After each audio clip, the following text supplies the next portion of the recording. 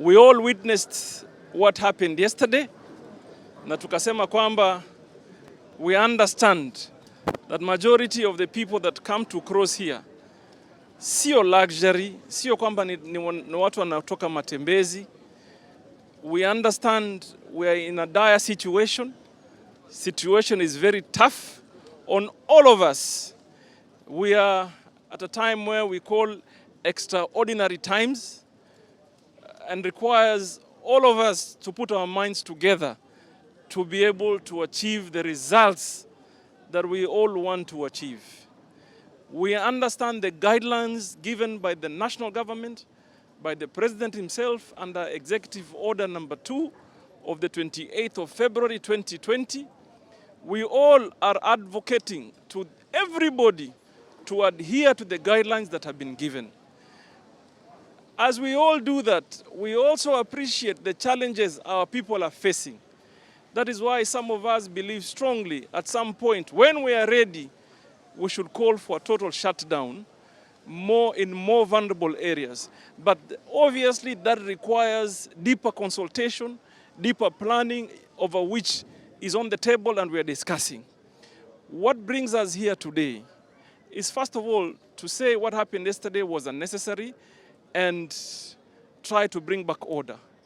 So we are asking both the Mwananchi and the security agencies and ourselves to remember that we are under a health curfew, and therefore to be able to succeed in this important purpose is to observe those guidelines.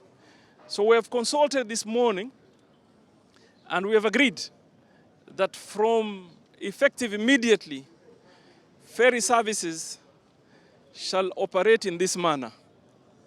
Number one, the focus will be pedestrians, mwananchi wa kutembea na mguu for the time being. So magari will be restricted. Tunasema magari yataanza kuvukishwa kuanzia saa 5 asubuhi mpaka saa 8 mchana pekee. So that asubuhi mpaka saa 5 inavusha tu wananchi, na in demarcated areas or areas where we are marked for them to be able to stand for the time being. Magari yatavuka kuanzia saa 8 mpaka saa 9, and then we close vehicles movement on the ferry. Tubaki tu kuvukisha wananchi. Pili, I want to urge the employers in our region, they must understand also,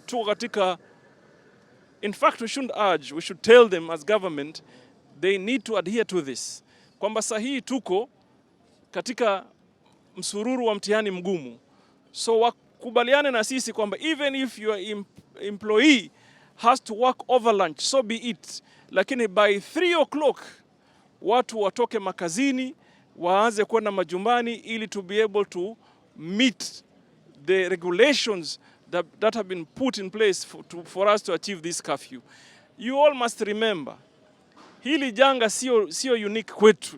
Janga hili limeanza dunia mzima, na sisi tunaangalia matendo ya dunia ingine ama cities zingine katika dunia, ni gani yanafanyika vizuri ndio sisi tufanye ili tuweze kuepuka to be in a situation where the doctors or the clinicians are forced to make a choice on who lives and who dies. So for the pedestrians, nataka niwaambie, please let us observe the guidelines tukati tumepewa. We are here to ensure that you are safe. We are here to ensure that you remain healthy, even though we also appreciate there are certain challenges that we have to deal with. Vile kwa polisi, we have discussed and even told them there is no point to use so much force. Lakini mwananchi naye afate. There is no point where a country is under a curfew on matters health that canisters, tear gas canisters have to be thrown. There's really no reason as to have a situation where Wainaina there was being wekwa drungu for no reason. Because these guys on the other side will help us to highlight the real issues on the ground. And I am sure my brother Rashid has taken note He has instructed his people to be orderly, to be humane, to be respectful, to be able for us, because unajua hii ugonjwa hata mkishikana hivi sasa kutoke vurugu, mwingine katika mfurukano achemue akushike, na kama alikuwa nayo angekupatia tu. So for us, we are here to achieve those two important things today. We shall observe how operations will go on Monday, and then collectively we'll be able to make a decision. Even though, like I said, even you as a mwananchi, you need to start preparing yourself in your mind that at some point we may ask you to stay at your house and don't leave. And then also we are saying as a government, we are consulting, because we know that there are people who work on a daily basis for the daily wage. What are we going to be able to do for them? We are consulting. And I can tell you, we are making progress. So for the rest of us, let us be careful. Please observe the guidelines. Osha mkono wako. Kaa mbali 1 meter distance. You're not doing it for me. You're not doing it for me. You're doing it for yourself. That you must understand. You're doing it for your family. You're doing it for the people you love. You know? So please, when we tell you, observe these guidelines, it's for your own good. Even here, we've engaged, tumesema sisi wenyewe to observe the distancing because it is necessary at this point in our times. So please, tukubaliane hapo. Allow me to introduce, first of all, Mishi, for a minute to say two things. And then also, we're saying, for fresh produce market, we've consulted. We decongested Kongowea. We brought some outlet in Tononoka. We're now moving to Likoni. So tafadhali, even the wholesalers, we tell you, if you don't want to listen, we shall force you.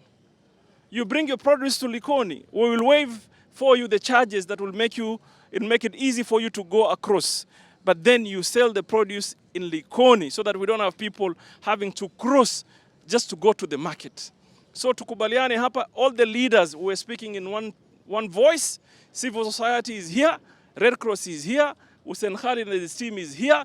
We all are speaking in one voice that we want to be able to stand together to defeat this pandemic and be counted as a people. When the time called on us to be together, we did it. Tumekubaliana, eh?